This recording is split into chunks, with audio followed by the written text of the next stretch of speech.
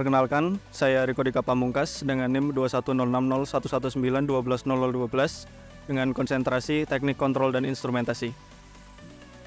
Saya Naufal Wijaya dengan NIM 2106011191200002 dengan konsentrasi Teknologi Informasi.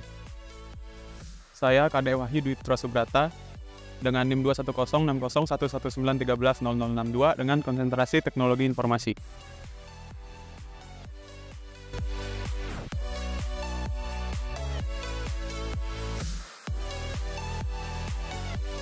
Pada perancangan kontrol suhu dan kelembaban, controller yang digunakan yaitu Arduino Mega 2560 built-in ESP8266. Kemudian terdapat sensor DAT22 yang digunakan untuk membaca nilai suhu dan kelembaban pada media budidaya. Pengaturan suhu menggunakan aktuator lampu pijar untuk menaikkan suhu. Terdapat juga mixmaker yang digunakan untuk menaikkan nilai kelembaban. Untuk menurunkan suhu dan kelembaban yang berlebih, terdapat kipas yang berfungsi sebagai intake dan exhaust. Tegangan input lampu pijar diatur menggunakan modul dimmer, sedangkan mixmaker dan kipas menggunakan relay. Yang terakhir, nilai suhu dan kelembaban ditampilkan menggunakan LCD yang terpasang pada panel box system.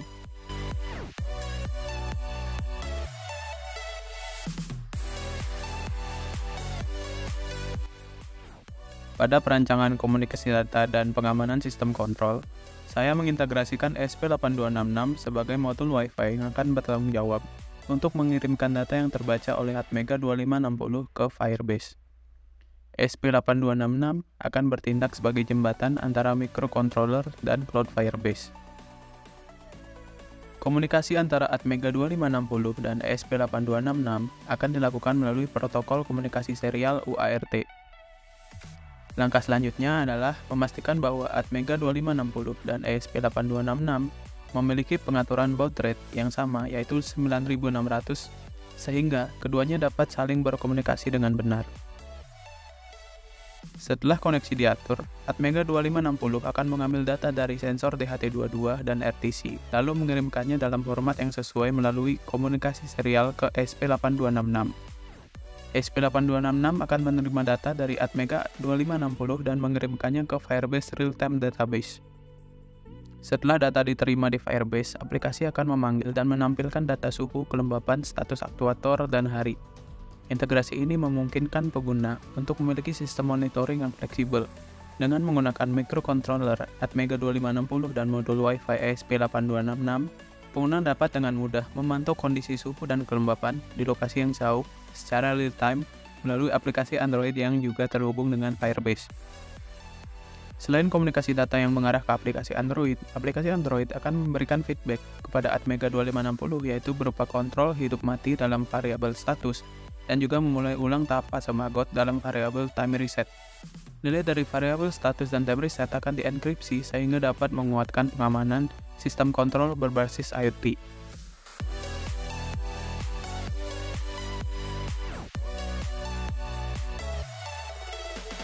Aplikasi yang dibuka akan diawali dengan ditampilkannya splash screen berisikan logo.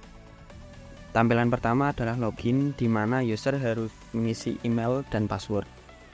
Login dapat dilakukan jika user sudah memiliki akun. Jika belum, maka user dapat melakukan register dengan membuka menu register. Pada menu register, user dapat memasukkan nama, email, dan juga password. Lalu pada menu login, user dapat memasukkan email dan password. Setelah bisa masuk, maka user akan memasukkan token sehingga bisa membuka akses ke media. Token awalnya akan ditampilkan secara default yang diacak oleh sistem.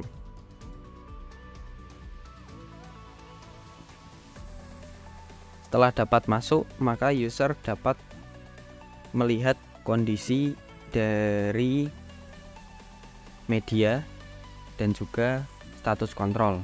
Status kontrol di sini bisa dihidupkan dan juga dimatikan. Selain itu juga dapat dilakukan reset fase untuk mereset ke periode selanjutnya dan mengulang hari dari hari 1.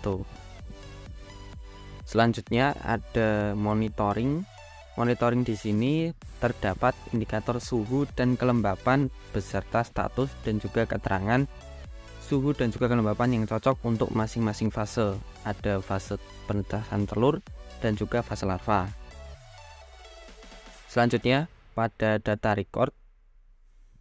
Data record berisikan rata-rata suhu dan kelembapan dari masing-masing fase, yaitu fase telur dan fase larva, dan juga masing-masing hari dari fase tersebut. Contohnya di sini pada fase telur ada hari 1, 2, dan 3, lalu dilanjutkan dengan hari keempat dan seterusnya itu berada pada fase larva. Selanjutnya pada menu aktuator, di sini dapat dilihat status dari masing-masing aktuator, yaitu 4 aktuator di sini: kipas, sprayer, lampu, dan juga mist maker. Selanjutnya untuk dapat mengubah token media, maka dapat membuka edit detail media. Pada halaman edit detail media, user dapat mengubah lokasi dan juga token. Token dapat diubah. Contohnya di sini diubah menjadi Mijen 16. Maka pada halaman home screen tidak akan ditampilkan token default, sehingga harus memasukkan token yang tadi telah kita ubah.